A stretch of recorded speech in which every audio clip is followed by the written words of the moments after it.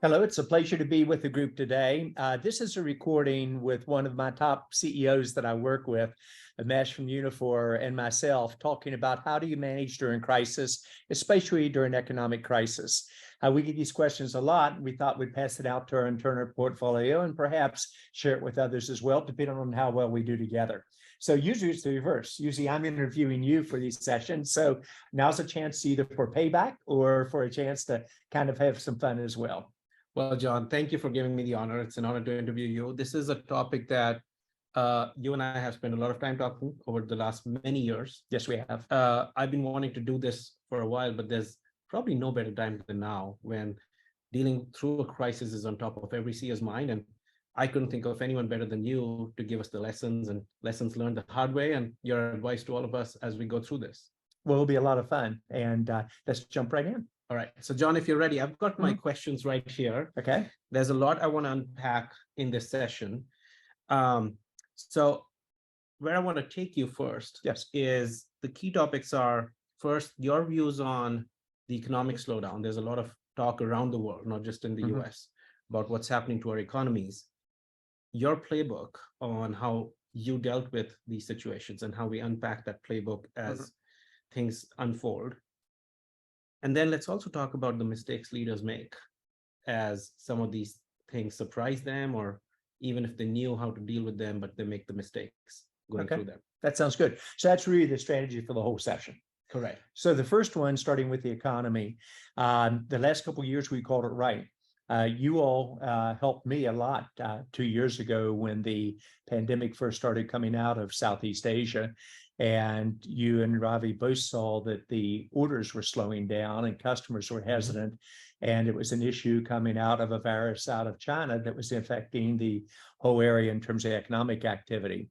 I made the decision at that time to say this was going to be much more global than people realize. And I recommended to people that the stock market was going to probably see some real challenges. Turned out to be, unfortunately, very accurate. The next year in 21, we said that while COVID is still going to be with us, we think it actually would be a pretty good economic year and business year, and it was. And you and others did a great job through that once again. Then this last year, we said it was going to be like a roller coaster and ups and downs like we've never seen before. And when you're going down, your stomach's up in your throat, and you wonder if there's any bottom, and then you hit it and it comes back. Again, that turned to be pretty accurate. My call for this next year, and I get it from customers and from you all in the startup community, is that it's going to be a tough year. And I'm preparing for that. I think only recently in the last couple of months did people really come to grasp with when you have inflation running at this level and you raise the prime rates for borrowing to such a high level and the Fed rate above the inflation rate to get in balance, that's going to slow business economics pretty rapidly. So will we come in for a soft landing? No, but any landing you walk away from with a couple of bumps, being a pilot myself, is a good landing. So I think that the Fed will get it through for us, but I think it's going to be a tough year, and I plan that way. In other words, activity down, recession, very high probability, a moderate recession being a very high probability. John, you and I have spoken about this topic for a few months now as the year has unfolded. In the beginning, you were not very sure about which way this trend is going to go. You're very clear now. What changed in the last few weeks? It changed, well, not in the last couple of weeks, but in the last 2 months, probably.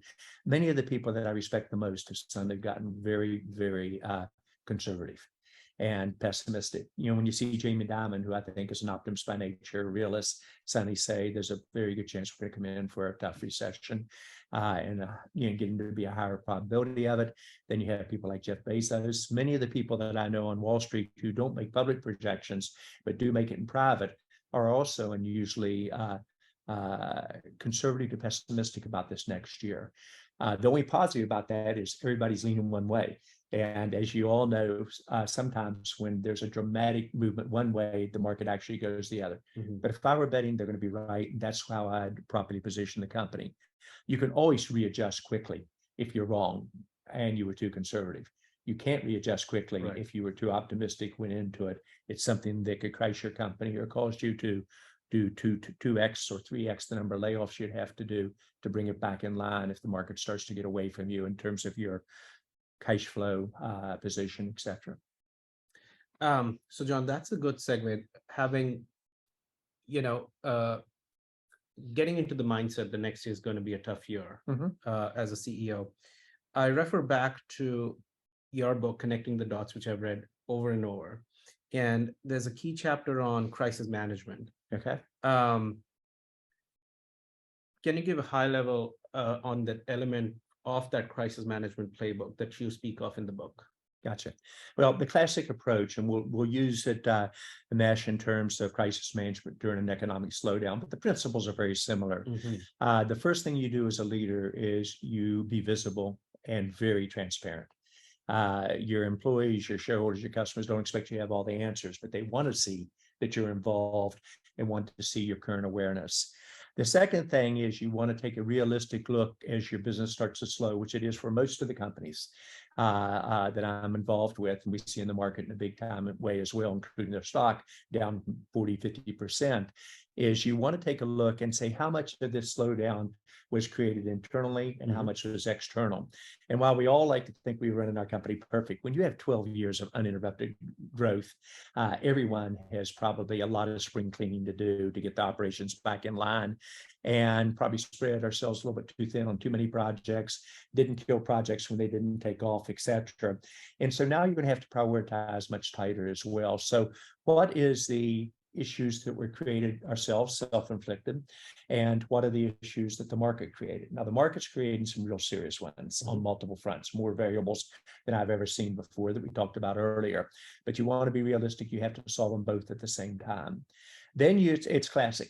You outline a plan, probably 5 to 7, I like odd numbers, major programs you're going to run to deal with the changes that are occurring and to adjust them to how much self-inflicted and external to bring both in line very quickly. I always start with cash because it's the generation of the future finances of the company. And you want to focus on cash conservation and prioritization of where you spend the money. Very quickly, slow hiring completely. It takes you much longer than you think. Yeah, you suddenly times think you've stopped hiring, and 3 months later you're still hiring. Type of approach. You want to take a look at scenario planning, A, B, and C, in terms of your most likely today is probably 20 to 40% what it was just 6 months ago. That's what you should plan, and you should do a B that's off that number as well. With cash bringing it in line, your major expenses are often with startups, largely employee-based, but you want to look at all other areas, including discretionary spending, reprioritize your purchasing, etc. Then I go straight to customers. How are the customers going to change? How do you communicate to them the changes you're going to do differently? Might not spread yourself quite so thin in terms of number of programs we take on, products we try to do, geographies we go after, and say what are our top priorities and get them into a tighter phase. Remember, with your customers interface, customers will spend money if your product's strategic to them, or if it has quick automation. If it's more tactical or more 2 to 3 years out, those are going to get moved to the back burner and will be cut down in terms of how much they'll spend on them, period. So you want to be realistic. Are you in a strategic position? Candidly, you are with AI and the customer experience. The payback is very large and it helps customers generate more revenue. And then you want to, when you sell, move from selling to the customers technology and answering RFPs, which a lot of us were doing during periods of rapid growth, to really how you focus on outcomes and generate those outcomes. You then want to go to your shareholders, understand what's important to them, communicate what your returns on, what your overall strategy is.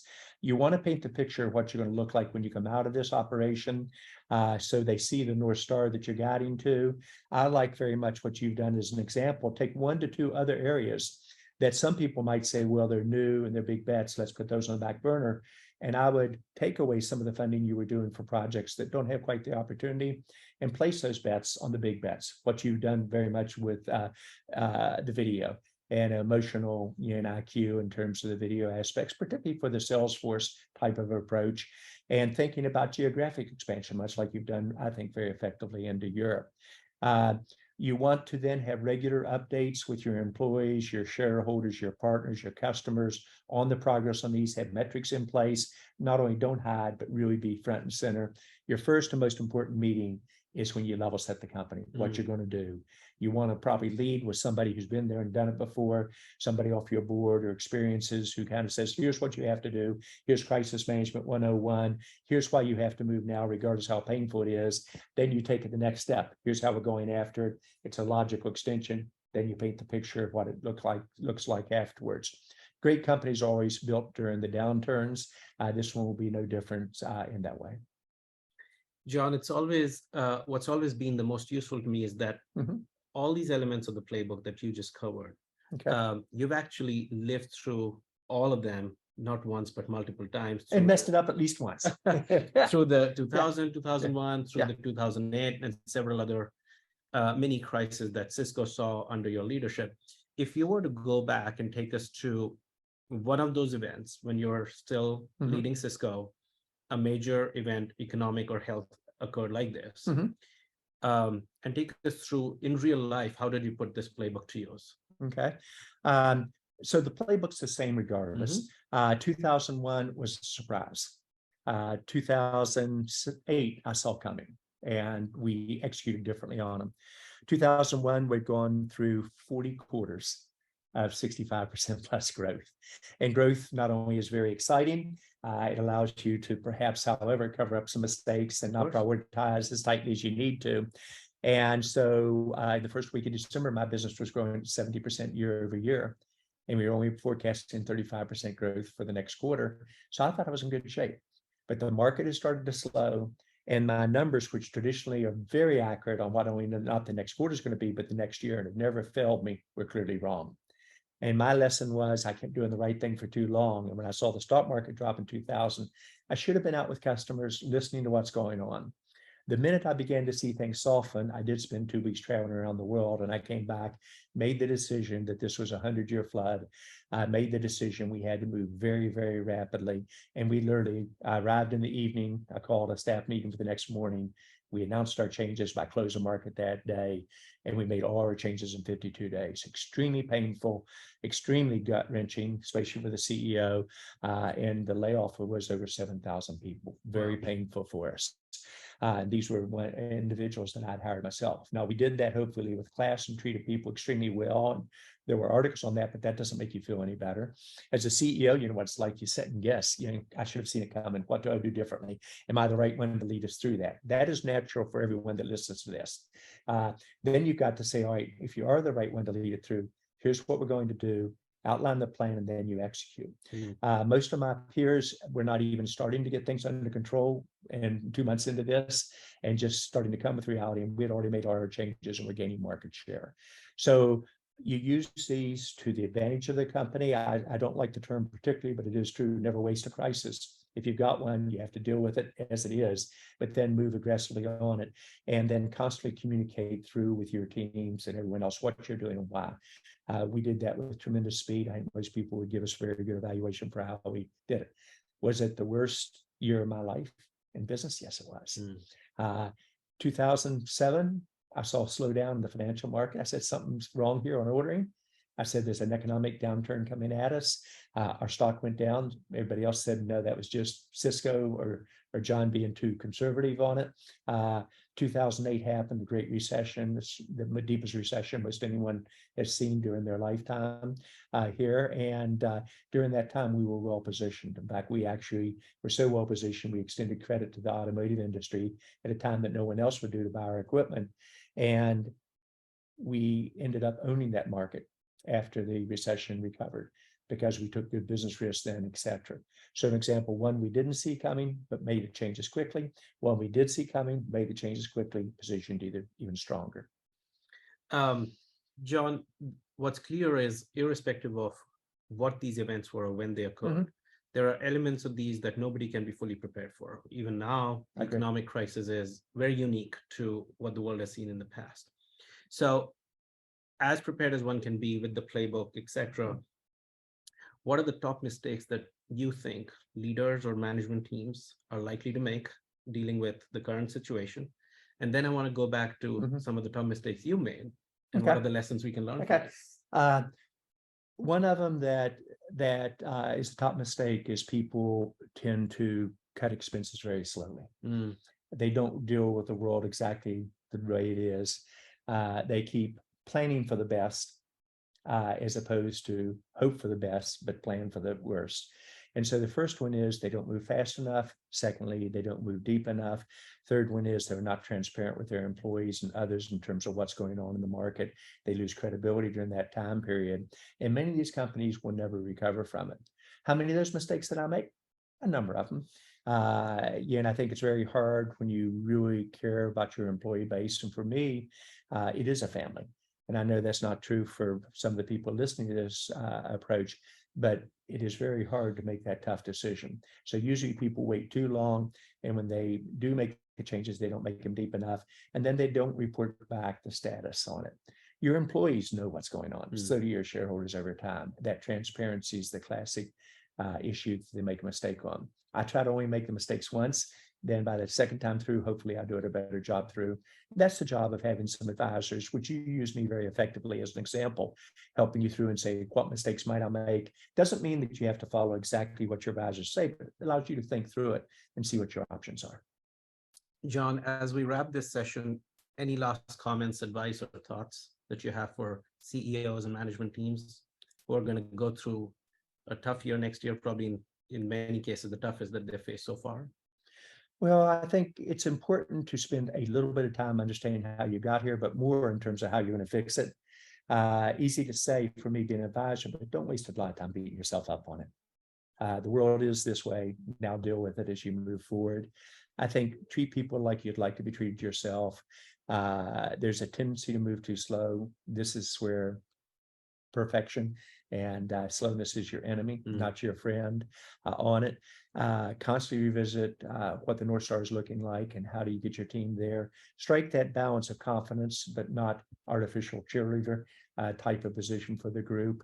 And realize this is when great companies are born. Jack Welch said it best. He said, you have a great company until you go through a near-death experience.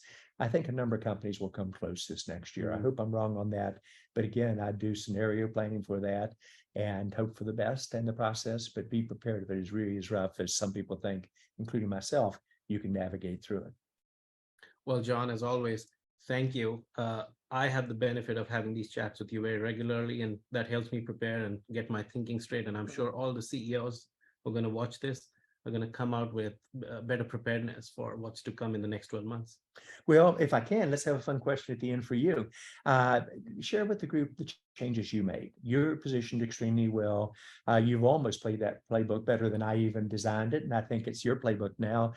You've got over 300 million in the bank. You last evaluation was 2.5 billion. You're positioned for the next several years extremely well. And yet you moved into new markets that we alluded to earlier. Share with the group the plays that you ran, if you will. Well, John, thank you. It's a great honor. I've learned always from you and the book and the playbook that you've spoken of. And it's kind of, helped us be prepared for as things unfold. So I'm going to go back to when COVID occurred, like you said, right? That was the first time that we had to put that playbook into action. And what we did was, because we read the signals a couple of months earlier than most of our peers in North America, because we had the data coming out of Asia, we created 4 different war rooms in the company. The first war room was focused on how do we extend our runway and preserve cash as much as possible.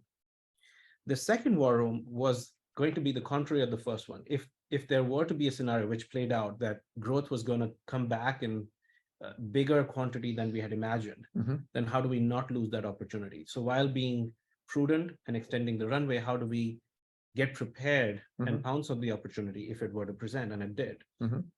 The third was because it was a health crisis combined with an economic uncertainty. We had a war room and one of the executive leaders responsible for responding to any medical health emergency that could have occurred in the company anywhere in the world. So we had a coordinated response. That speaks to culture. And the fourth one, we said, safety and security in these times is not just health, it's also cyber. And we had the foresight of saying, in these times, bad actors are likely to take more advantage of companies which are going to be vulnerable and only focused on economic or medical crisis and not paying attention to cyber risks. And we had a fourth war room, whose core job was to measure, improve, and get us prepared for any event that could have occurred on the cyber. Now, as those war rooms were put in place in a couple of months since March of 2020, it was very clear that, because of the stimulus and other factors, the economy was more willing than ever to absorb technology, absorb AI, absorb automation. And so all of the planning we did allowed us to respond really fast to that event. And that's when the best innovations occurred in the company. You would remember we came up with the video AI concept of not just paying attention to words, but also paying attention to facial emotions on a video meeting as part of conversation AI.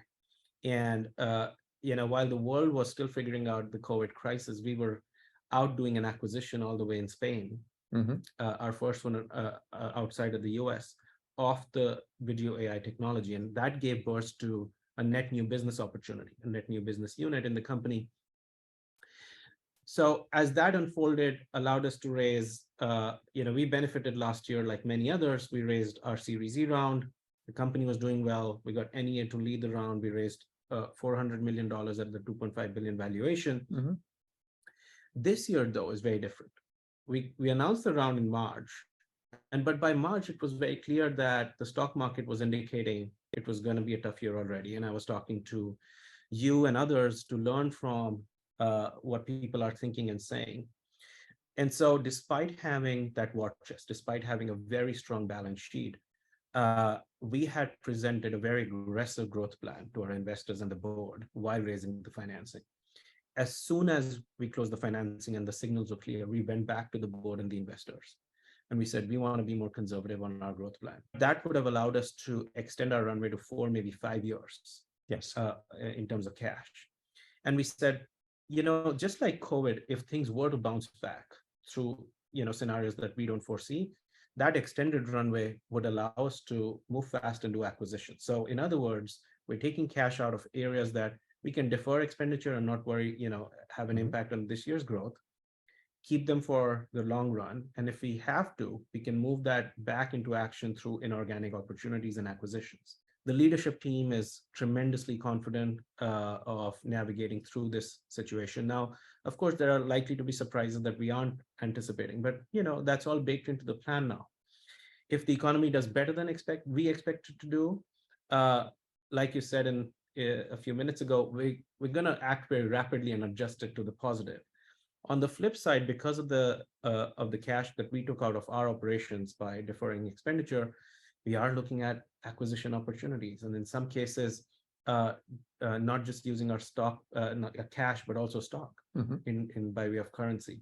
So, we put every playbook that you've spoken of, we've learned from you in play at this moment. Our intention is we've outlined that we want to come out of this, whether it's 2024 or 25, we want to come out of this on the other side as the absolute winner in our space. So that's how you bring it to life for the people listening a little bit. We've seen that in other companies. I think VJ did an amazing job at FinDrop. Yes. And he's stronger position now, and growth is accelerating and moved into new market adjacencies, et cetera. So I hope that many of you have enjoyed this session, and feel free to give us the feedback. And thank you for joining us.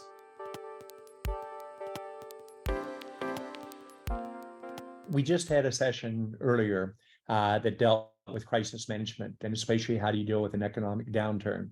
And in talking about it, we both agreed perhaps we should do a Q&A session that really the questions that you and perhaps your counterparts, both at JC2, but in general, would really like to know about.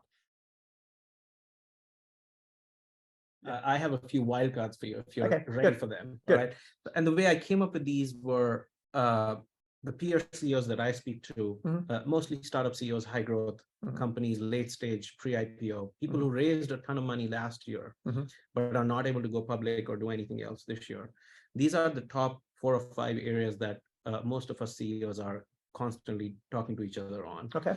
And so the first one I want to go, and this is, you can decide if you want to keep it or edit it, but there's a lot of chatter in the news these days of companies which are handling the crisis well and ones who are not handling it well. Which companies, in your opinion, recently have done the best job at navigating the crisis, going through the playbooks, being transparent, being visible, and which have done the worst? The ones that I think have done amazingly good and this goes back to the leader and the CEOs. I think Apple's navigated through that extremely well. They had a quarter report that when the results first came out, the market dropped a fair amount. And within an hour, as Tim Cook answered the questions, the stock went up pretty good. And it wasn't that he was being a cheerleader. He was just saying, here's how we look at it. Here's what's working well. Here's how we're going to address it. And that instilled confidence. Microsoft has done amazingly well. And they have a history of that. Satya has done a very good job. One that is not being very, and this is the fun part about not being CEO of a public company, I can be very candid. I think Twitter broke every rule that I believe in terms of how you deal with crisis management, from the open communications to transparency, how you treat the employees, how do you treat your partners, your advertisers, how do we put metrics in place that people grasp and treat people like you'd like to be treated yourself in the process. I have a tremendous amount of admiration for what Elon's done and Tesla and what he's done in the space and satellite programs, but this is one that was not done well, and I think it puts them in an awful tough position as they go through this. Same sort of startups. You all have seen several of your startup peers who did the classic Silicon Valley. When you haven't had any downturns for 12 years, what do you do during a market setback? You accelerate and you power through it. Well, there are a number of them that accelerated trying to power through it, and they aren't going to get funded, even some real big ones. Hardest money to raise right now is very high-end, late evaluation stage. Well, John, thank you for being candid. The next one I want to lead you to is one that even I'm being very thoughtful about at Uniphore. Okay. And this is about how do you keep employees during a downturn? And the issues of complication are the stock that the employees might have signed up on is now trading much lower. Especially for companies who are going to go out and raise money now, are likely to do it at a lower valuation than last year. We don't have that situation, but we're being thoughtful about it. In your experience, does attrition go up in these times? In general, what do CEOs need to do to keep their employees? Gotcha. So in reverse sequence, employees leave not for a pay raise. They leave because of their immediate manager. They lose confidence in the company. They don't see a career pathing there. Nobody's working with them on what their future is going to be within it. And they leave because there's a large opportunity for many other good opportunities. Those markets are very tightly drying up, as we talked about earlier. I think we'll move from a period of the Great Resignation to the great recommit. I think the attrition rates will be cut in half in most of the companies. Everyone knows that when you jump to a new company, the first person to get laid off is the last one in the door. You haven't got the relationships built, et cetera, on it. And if the companies have done well and give people options over a period of time, they get options each year. Some of them will be well below market. Some occasionally might be above for a period of time.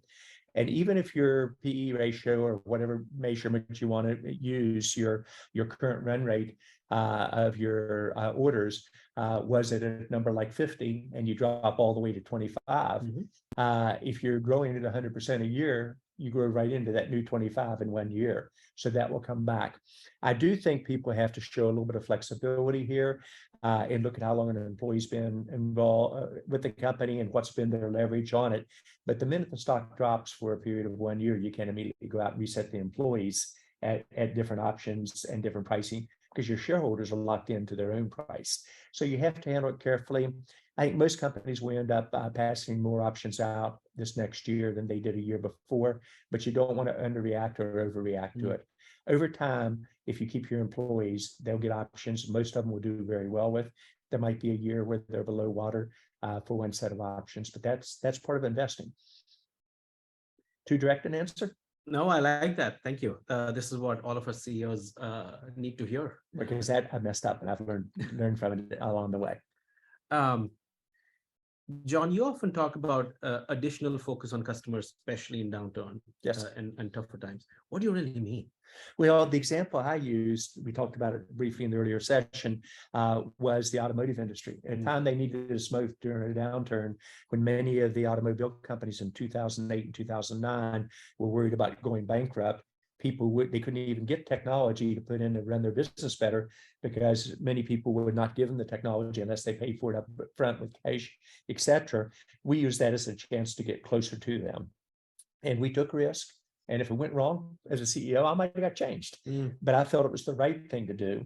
And we took the risk. And so we came closer to that industry vertical than any major technology company had at that time.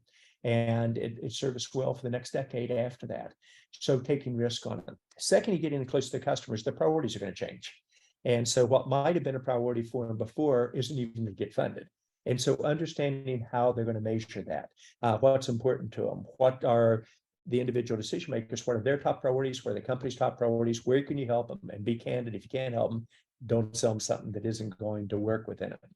Third is your sales force and the customers want you to be more outcome based. They don't want you to be selling an RFP because they're not even going to write it. They want to say, how are you going to get me more sales? How are you going to dramatically improve automation? How you position me for the future in ways that I can see? And if it's 2 to 3 years out, they aren't going to fund that either. So they want to know in a reasonable intermediate window what you're going to do, where you can make a difference and sell outcomes as opposed to technology. Those would be 3 examples. John, coming back to the CEO's role in these times, one of the CEO's job descriptions is to be the #1 cheerleader for the business period. Okay. How does a CEO need to behave in times like these? How does a CEO maintain optimism while being transparent about what's going on in the economy, etc.? Yeah, the cheerleader term is an interesting one. People have different terminologies for it. But during good times, the CEO has to be the one stretching the company, optimistic about the future, sharing that we have the confidence, etc. Now, a lot of the CEOs and several of your counterparts at JC2, even during the good times, would always stretch the organization too optimistic, and they were missing goals. You got to hit goals.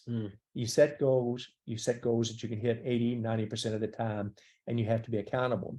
If you're too optimistic and you head into a downturn and you set goals that are way too optimistic, again, your employees see through that. So there's a balance. I think you have to say, where was I before? You're a very subtle confidence building leader. And so when you expect optimism, it doesn't need to be in a cheerleader form at all, anytime.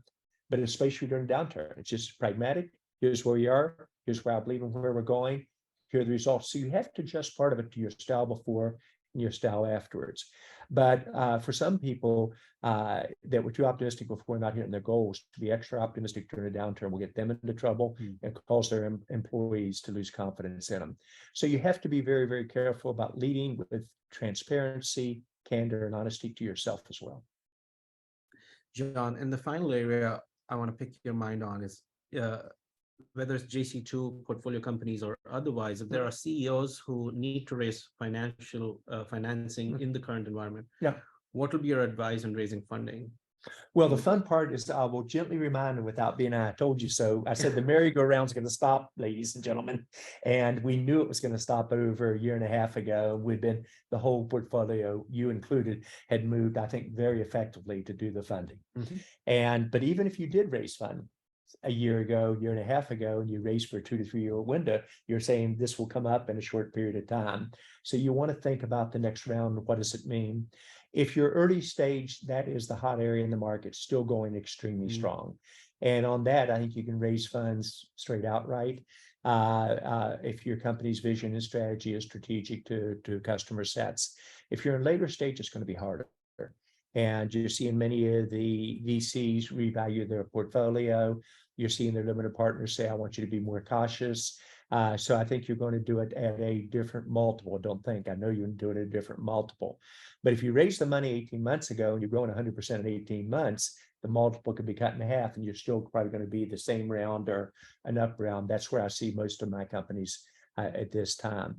However, there are going to be some rude awakenings because many people still have not brought their costs anywhere near in line versus a 20% or 40% decrease in the run rate. And the longer you wait to do that, as you articulated in your strategy, you have to cut dramatically deeper just to get back to that place you could have already been in terms of the process. The money's available. There's going to continue to be M&A activity. I think you've been active, and as you know, your counterparts, more than half of them are moving now aggressively on M&A because the prices of their targets are suddenly much easier. And all of a sudden you look very attractive either with your stock or with your cash in terms of a much better option than they have otherwise. The money will be available, long-winded comment to your approach, but for probably only about half the companies will be able to raise money in this new environment. And by the way, you're going to see a number of the VCs go out of business too. I think there are people that are good people, but they got confused with the really hot market for a decade with their ability to get a really super return that may not carry over to this new environment. That's healthy. That's what the market goes through. We repeat the same mistakes every 15 to 20 years. And last time I saw this was 2001. So I've seen the movie, messed it up at least once and got a number of things right. I really enjoyed this session. I hope our audience did as well. Well, John, thank you very much as always for being candid, for being direct, all the advice, and even on the wildcard, you did really well. So we constantly learn from you. Well, we learned together both ways. Thank you, John. Congratulations. Thank you.